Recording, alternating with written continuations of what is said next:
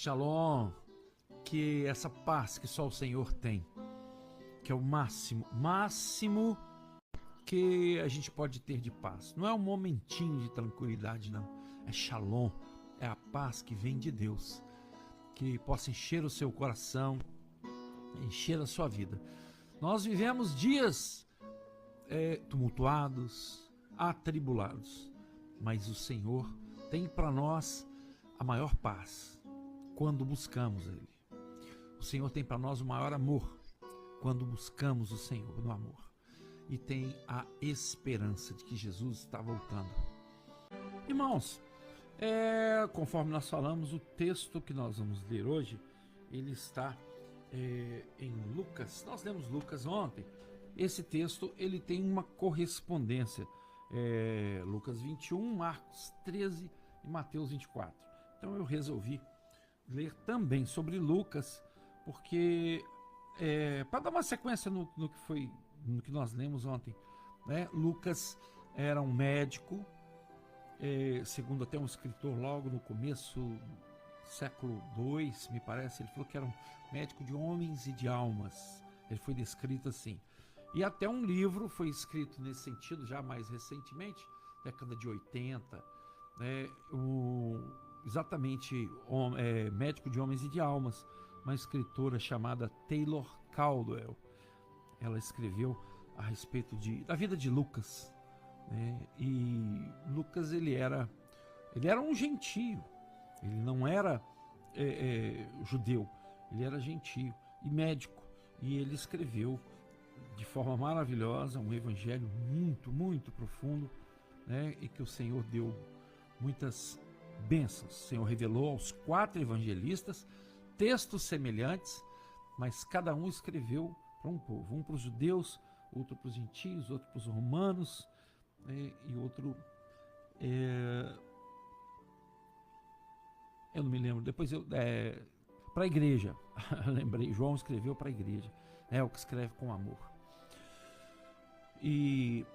Mas aí nós vamos ler em Lucas, quando a queda do templo é profetizada. Alguns dos seus discípulos, Lucas 21, versão King James, começaram a falar com admiração sobre a magnificência do templo, edificado com enormes pedras e portentosas obras de artes dedicadas a Deus. Então lhes declarou Jesus: chegarão os dias nos quais de tudo que vedes aqui não será deixada pedra sobre pedra que não seja derrubada. Então eles perguntaram para Jesus: Mestre, quando acontecerá essas coisas? E que sinal haverá quando tais eventos estiverem para se cumprir? Só até aqui nós vamos ler. Senhor, clamamos pela misericórdia do Senhor, pelo poder que há no sangue de Jesus. Senhor, nos fale através da sabedoria do Senhor agindo em nós, daquilo que foi revelado pela letra, e aquilo que está escondido atrás da letra seja colocado à luz, porque o Senhor é aquele que pode nos revelar o oculto e o escondido. Por isso buscamos no Senhor toda a condição para que o nome do Senhor seja glorificado através da leitura, do estudo da Tua Palavra. Nós oramos em nome de Jesus. Amém. Irmãos, lembrando que o primeiro templo, ele foi construído por Salomão, chamou-se Templo de Salomão, né? Deus deu as medidas, tudo para Davi. Davi era muito amigo do rei do Líbano, chamado Hirão, e ele comprou dele cedros, e esses cedros, essa madeira de cedro foi usada na construção do templo. E assim como muitos empregados, eu tenho a impressão que 400 empregados foram contratados para trabalhar nas orientações do Senhor de como deveria ser o seu templo. Este foi o primeiro templo, né, que foi construído mais ou menos entre o ano 1000 e o ano 900, porque há uma sequência decrescente é, do, quando a gente fala do ano do nascimento de Jesus, para antes a ordem é decrescente, né? Estranho o calendário, né? Essa invenção que fizeram aí chamado calendário gregoriano, que nós vivemos aí, estamos no ano 2024. Se você volta ao ano zero, aí para lá conta uma forma decrescente até o ano zero. Complicado, né? Complexo. Hoje é Rosh Hashanah em Israel. É o dia do ano novo. Hoje eles estão começando o ano 5.785. Fácil de contar, um calendário que vem desde... Se Adão tivesse vivo, ele teria hoje 5.785 anos.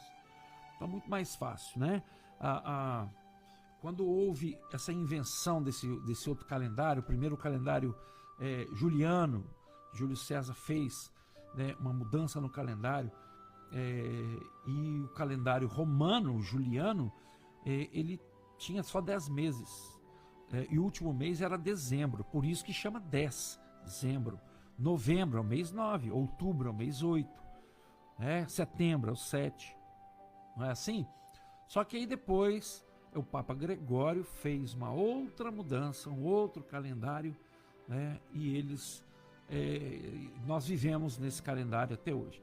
É importante entender que tem muitos países que não vivem nesse calendário, tá? Os chineses têm um calendário próprio, seguem comercialmente o calendário gregoriano, mas eles, nas suas comemorações, eles têm também um outro calendário, assim como os islâmicos e também os judeus. Os judeus não mudaram, né?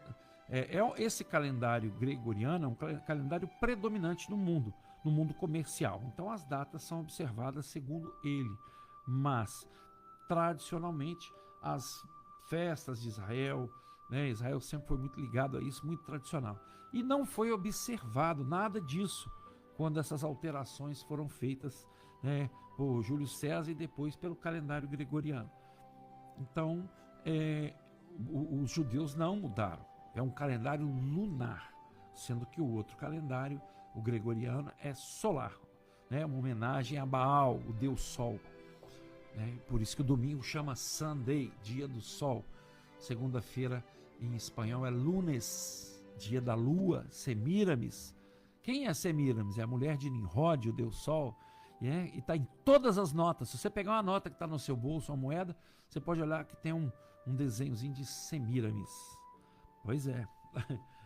Interessante, né? Tem coisas que a gente... algumas curiosidades que a gente precisava conhecer tudo.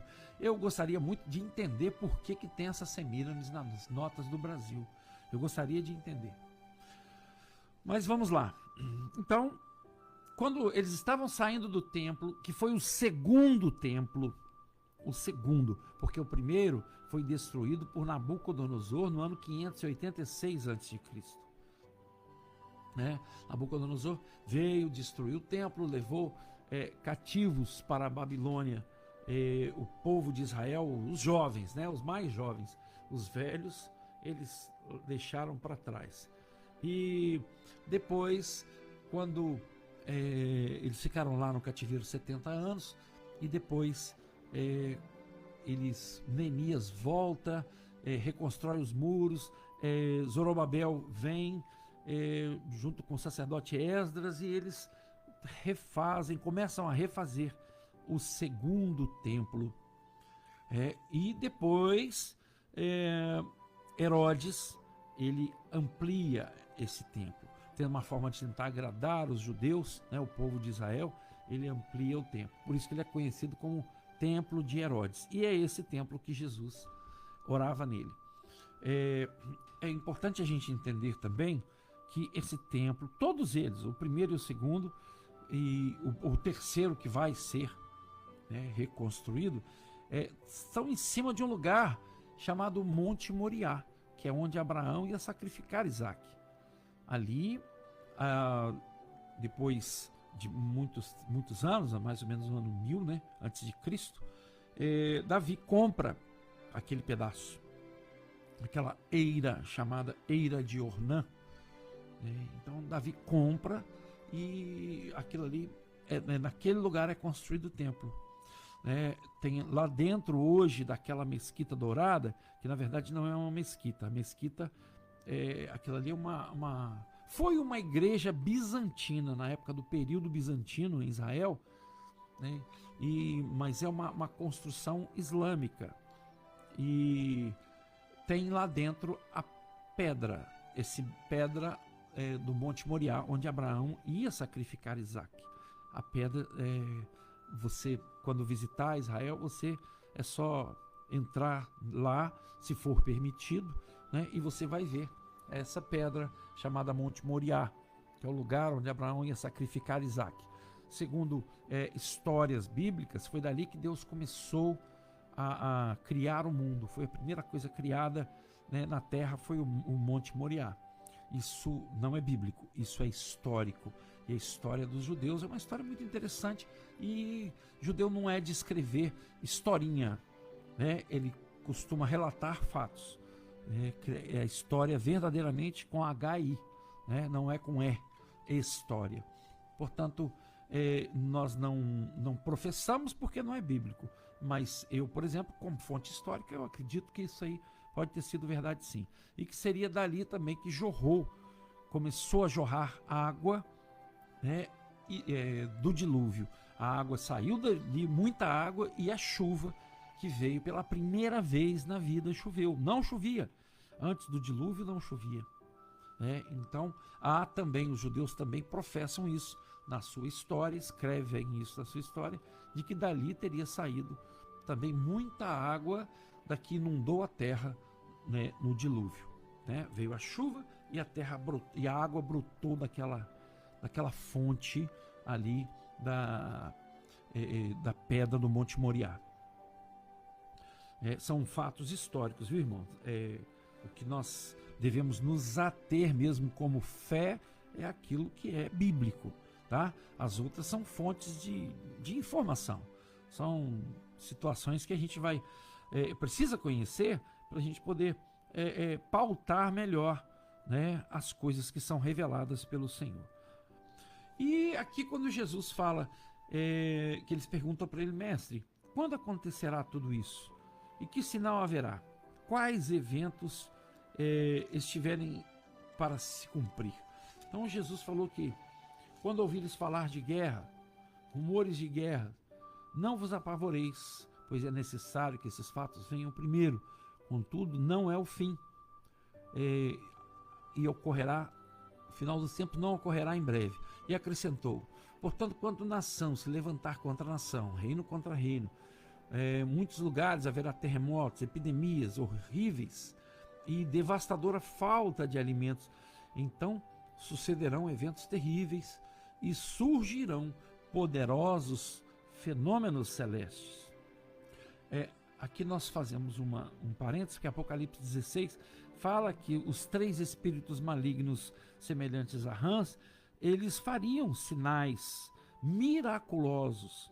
Então muita coisa pode levar o homem a confundir aquela manifestação no céu espiritual feita pelo inimigo, né, com fenômenos extraterrestres, como coisas de disco voador, sabe? Há possibilidade de ilusão de ótica, sim. O inimigo trabalhar a ilusão de ótica e o homem achar que viu um disco voador, e isso certamente negaria todo o princípio de que somos os únicos no mundo, no universo.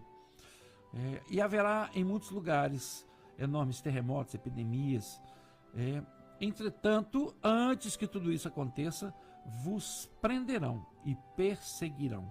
Já está começando, né? Já está começando. A dificuldade de falar da palavra, né? Nós temos visto aí os nossos princípios sendo questionados, né? Os princípios judaico-cristãos. Já está começando. Você não pode falar certas coisas, né? A Bíblia tem umas citações que, se você falar, né, você pode acabar sendo perseguido por causa daquilo. Então essa perseguição aqui já está se aflorando aí.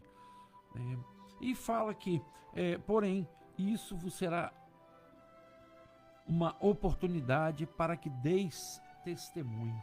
Irmãos, vivemos num período muito difícil, num mundo muito difícil. E às vezes nós passamos por situações que nós, por pouco, não cedemos da nossa fé. Por pouco. Então é a oportunidade de dar testemunho. Quanto mais difícil, mais nós temos que dar testemunho do Senhor. Porque nós temos a certeza. Quem tem a certeza, não duvida. Quem tem a certeza não titubia. Quem tem certeza de que Jesus está no controle de todas as coisas, se firma na fé, que é o firme fundamento das coisas que não se veem, mas se espera, para que entendamos que isso tem que acontecer.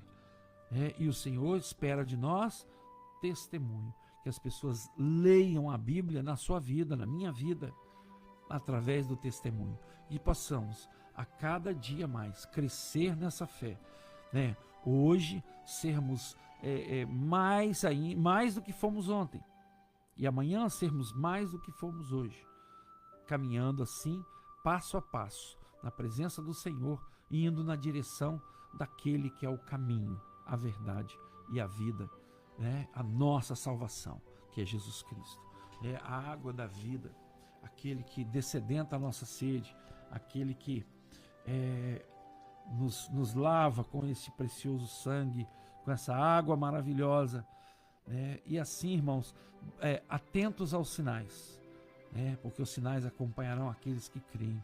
Nós temos que estar atentos, porque sabemos, que Jesus está às portas, e muita turbulência vem para aquele que segue, que busca a santificação. Sabemos disso, mas uma orientação do Senhor é que, sendo assim, quando esses fatos começarem a surgir, exultai e levantai as vossas cabeças, pois está muito perto a vossa redenção. Então é o momento de levarmos a palavra, porque o Evangelho será pregado a todas as nações. Mas até se completar isso, fica essa orientação do Senhor.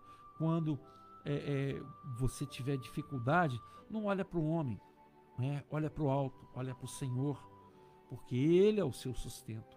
O homem é normalmente pedra de tropeço. E isso mesmo dentro das igrejas. Quantas pessoas, às vezes, por causa de olhar para o homem dentro das igrejas, ele acaba se desviando da fé, saindo da igreja. Portanto, mesmo no mundo ou nas igrejas, quando acontecerem essas coisas, olha para o alto, não olha para o homem, olha para o Senhor, e aí você vai se sustentar até aquele grande dia que está chegando, não é verdade? Porque aquele que é a água da vida, lá em Apocalipse 22, 17 fala assim: o Espírito e a noiva proclamam: vem. E todo aquele que ouvir, responda: vem. Quem sentir sede, venha. E todos os quantos desejarem, venham e recebam de graça a água da vida. Pois essa água da vida que Apocalipse nos deixa assim à disposição, nós temos ao clamarmos. Jesus é o nosso Salvador, é a nossa água viva, fonte inesgotável da água viva. E assim, irmãos, que nós possamos buscar a Jesus enquanto se pode achar, invocar enquanto está perto. Assim, nós vamos buscar uma santificação para que completemos os nossos dias aqui. Não sabemos que dia que vai ser a volta de Jesus, mas a eminência está aí, Os fatos são evidentes de que Jesus está voltando, e por isso que nós possamos buscar nessa fonte de água viva, dessedentar essa sede que a gente tem nesses últimos tempos. Só uma curiosidade, quando aqui Jesus diz que quem tem sede vem e beba, naquela época, na época de Jesus, quando eles iam para as festas em Jerusalém, todo mundo tinha que ir a Jerusalém, eles vendiam água. Tinha as pessoas que pegavam aqueles odres grandes e vendiam a golada de água, uma golada. Eles não tinham garrafinha na época, né? Então, ali eles ficavam próximos a Jerusalém, porque aqueles que vinham caminhando na direção de Jerusalém para passar alguma das festas, certamente a sua água acabava. Então eles vendiam água, né? E eles diziam assim, eu não sei o valor, mas vamos colocar aí 1 denário. Denário era o dinheiro da época. As pessoas ficavam ali próximas a Jerusalém. Quem tem sede, vem e beba. Quem tem sede, vem e beba. É 1 denário, é 1 denário. Quem tem sede, vem e beba. Os irmãos entenderam? Assim era o vendedor de água naquela época. Ele não falava assim, água mineral, R$3, R$5, não era assim. Né? Quem tem sede, vem e beba, 1 denário. E Jesus usa essa figura para que nós possamos entender que essa água, que é muito mais do que aquela água comum, é uma água viva.